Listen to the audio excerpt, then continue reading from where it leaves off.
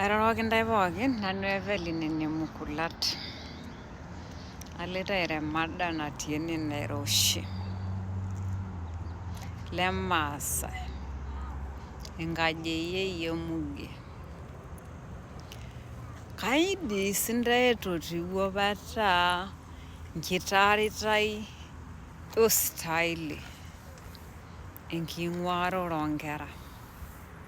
Lemurran kulo onyaita murrano. Lepayiani kulo oamishote kake epuo netiu enyaita murrano ake siinche. Kanyoo dii piing'uang'ua sargeta linchi kila orkona lenchi? Kanyoo piing'uarita nkera inyi?